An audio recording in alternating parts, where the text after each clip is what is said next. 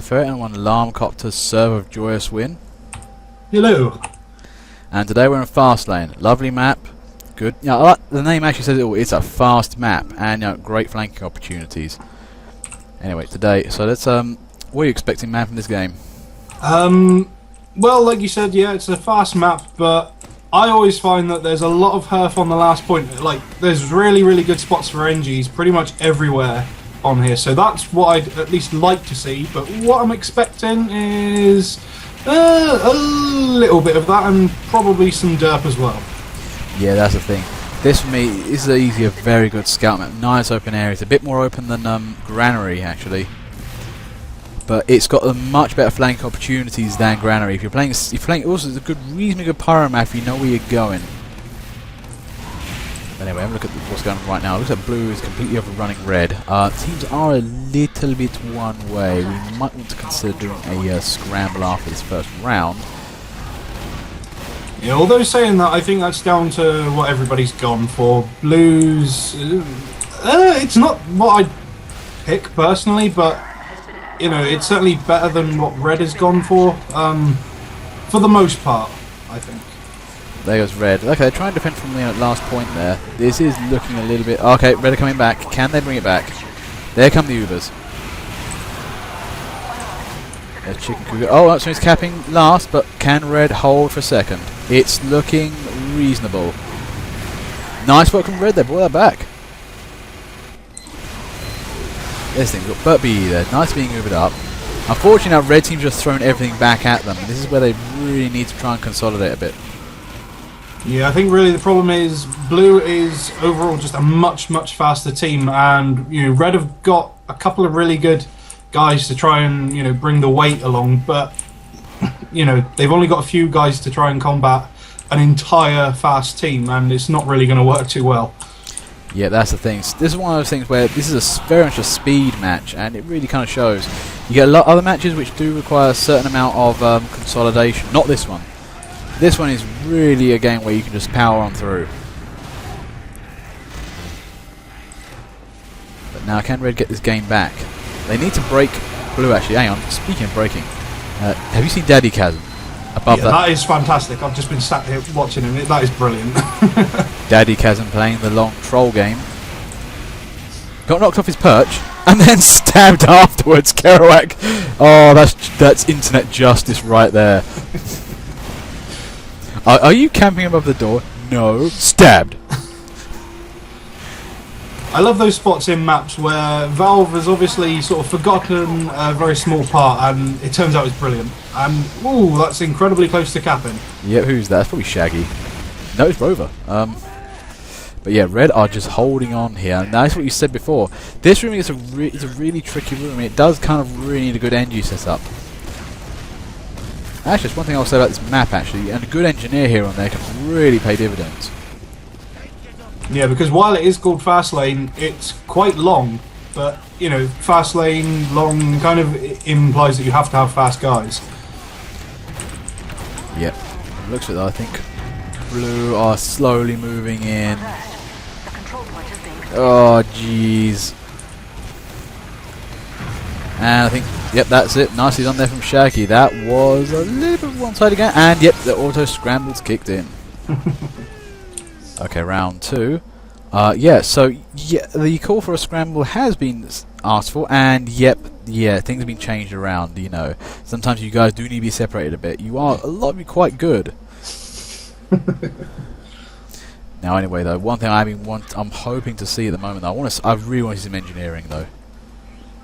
Yeah, this is sort of a really good map for engineers who are friendly with pyros and snipers, because especially this midpoint, that is quite a lot of open area, and you wouldn't normally see that for most midpoints. Most of them are quite enclosed, and this one, is a great place to snipe, at least in my opinion. But, if you can basically be a sniper to back up as a engineer and have a pyro basically running around puffing any spies that may be about, it works really, really nicely, and you can pretty much hold a point with those three guys and just have the rest as basically bullet soakers. Yeah, I mean, that's the thing. I mean, that's wide open space. I just think be careful with TF2. I mean, TF2 doesn't naturally lend itself to wide open spaces. It's very much a cramped game. But yeah, I mean, you get a sniper in the right place, especially on those wings, you can really do some damage with them. I don't know what's going on here, though. I think we're seeing another advance in here. I mean, what would we advise to a defending team on this? I mean, this is one thing I'm seeing right here. Nobody's prepared for second, and it's gone straight through again. Yeah, that was, to be honest, that was pretty much a brutal takeover. Blue vaguely attempted, but that was pretty much, rocket jumping soldiers all over the place, bullets down on everybody, dead. Yeah. It might be simply the fact that most of our players aren't really familiar with some of these older maps. I mean, this is where, having vintage gear shows. Thing is, I remember playing Fastlane and know ins and outs of it. We've got some of the newer players, maybe the free-to-play players. Not saying anything bad against them, it's just that they won't know these maps as well. And they won't know all the secret nooks and crannies. Yeah, it's very odd how certain maps have managed to somehow become, gospel TF2, and then maps like this and Freight and Steel just fall by the wayside, and I don't really know why, because it's not like Valve haven't, attempted to promote them less or anything. That's the thing. I mean, Steel is a classic example. For me, that was almost a different entire game type. That's like a new... It was like the more integrated version of Territorial Control, which never got off the floor, even back in the old days. Nice work there by Rover, just keeping the Uber away from the point.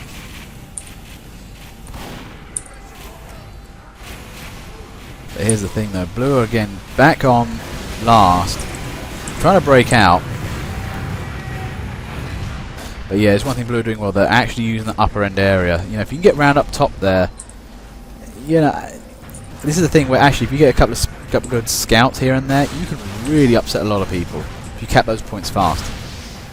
Yeah, this final area in particular, that is just a perfect spot for a scout to go, because if you can, get bumped up in there, then you're pretty much guaranteed to soak up everything, because anybody defending that area is going to be looking for the one guy going for the point, which is directly in the middle of the room. Yeah, I mean, I was actually more over talking about, having a couple of scouts go for the second point for Blue team. If they could do that, actually, that'd be amazing. If you can get like 2 scouts on that, cap it quick, and then hopefully, you could, get to the next one. But I think Red have this though. Almost have this. I can't see past the Gibbs and the fire. No, Red have it. Yeah. Round 3. The one admittal for the banned Shaggy vote, I don't think is going through. To be fair though, Jesus Christ, look how far ahead of the rest of the team he is. Actually, look how far the rest of the head of the field he is. I mean, I don't know what he does. Sinks all the time, or he's just genetically modified to play TF2. I don't know, but or maybe we should just nerf the sticky launcher. That might fix the problem. No, I think what it is basically Shaggy has had an incredible sequence of flukes, and he's actually a really bad player, but he's just managed to get so many flukes in a row that he's tricked people into thinking he's great. What basically is the Scarlet Witch of TF2. In any case, though, back to the game. Now, this is where, if you really want to annoy him, play Short Circuit. Oh, he loves that. He loves it when you do that. That'll make him change class at least. He may be less dangerous that way. In any case, though, looks like again, Red team are just pushing on through here, and there's still there's one sentry coming up. I mean, Deebs there is building for victory, but I think it's a little bit belated. Yeah, I mean, I guess better late than never, but yeah, Red certainly was slower that time around, but they're still making it work, and yeah, Uber, sentry's down, and yeah, pretty sure they've got this point under wraps. Yeah, just add it into it, Tashu just crits the guy out of existence. Did you put it under the sentry? Yeah, fuck you. Bang. That's the thing though, having a sentry in the right place, that was the worst place. Unfortunately, Daily Chasm was trying to short circuit a pyro. Not the best of ideas. Getting to a close quarter fight with a pyro using that is unadvised. But now, in any case, Red are still holding this point. This Red team does need to be broken. I'm not sure how. This is where Anuba needs to come in, and this actually, to be fair, the amount of times we poo-poo the quick fix, this is the place where it needs to turn up. Yeah, to be honest, this is one of the few maps that it does actually work for. I wouldn't say it is worth much in many maps, but if you have to pick one, this would be it. Ooh, nice charge there from Baldy though. I think hits the heavy on the side, doesn't really get to the meat of him. Well, I guess it's all meat, but you know what I mean. Red team though, they are taking a battering. They haven't really been moving in yet, but they are a bit wary. I think they're maybe might see reverse some point. Yeah, Blue have definitely put up a better fight than they did last round, but then, you know, Red did get a little bit stuck here last time, and, you know, they spent a couple points basically just sitting still on second point, so... Oh, this ain't looking good, though. This is the... Oh, jeez, they left the... Oh, what the hell happened there? Blue team was supposed to defend the point, not leave it alone. Shameful, disrespectful. They didn't even back cap, they just came in from the side door. Another petition for a police scramble comes up. I think the auto scrambler might kick in at some point. If it does come to that, it comes to that. But anyway, I think... okay, from the looks of it, actually, I would say Red's sort of healthier team, but Shaggy has moved over to Blue, so he might make a difference. Yeah, I mean, what I saw just towards the end of that was... Blue did actually manage to start up an attack, and there was like a good 2 or 3 soldiers coming around the corner, but I think Blue basically threw everything into an attack, while Red also did the same thing, and that obviously wasn't going to work because Blue had nothing to fall back on. Well, this is the thing, this is what I'm saying here, right? Neither team has shown excellent engineering. A good engineer would build up somewhere in a very good place for everybody to fall back on. There were no engineers back at spawn, so they didn't have the force multiplier they needed. They basically attacked as if they had a sentry, but didn't. Ooh, what's happening here, though? Looks like Red take midpoint. That was a slow one. Yeah, I don't know whether or not there might be a little bit more fighting going on in the backfields at the moment, because there's certainly not that many people focused on midpoint. Yeah, midpoint's actually seeing a little bit of fighting here. Yeah, Daddy Chasm there, taken down by Shaggy quite hard. Crits. Crits are a natural part of TF2, such as vanilla spawn time. We're not pros here. You know, stuff happens that is just funny or inexplicable. And that's the way we like it. Man beaten to death by a fish. How? Nobody knows, but we'll roll with it.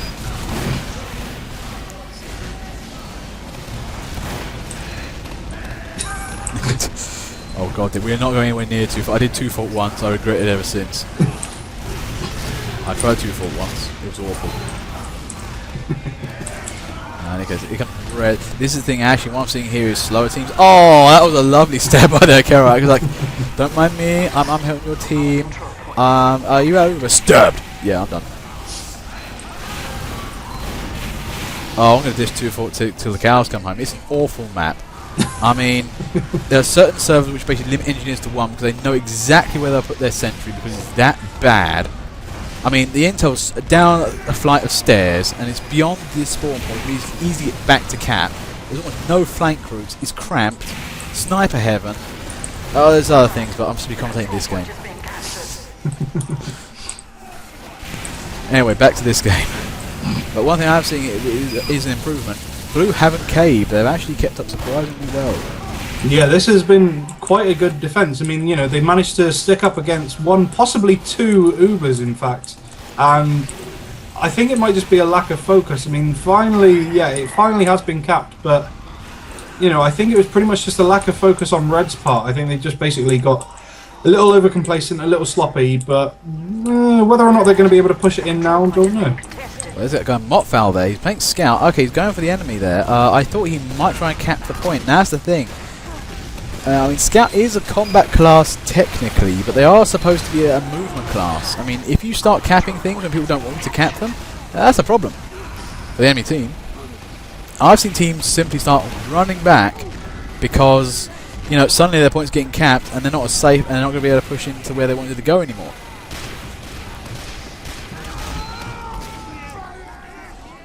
But anyway, 9 minutes 14.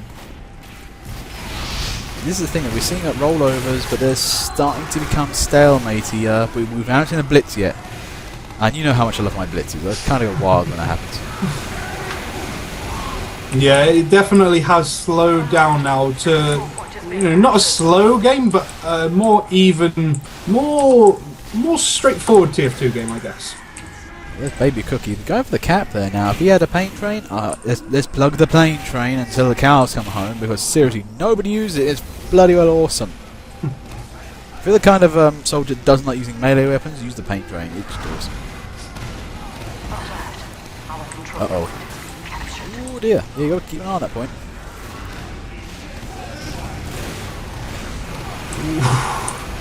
Yeah, that's a Ruba from red team. Oh, this ain't looking good.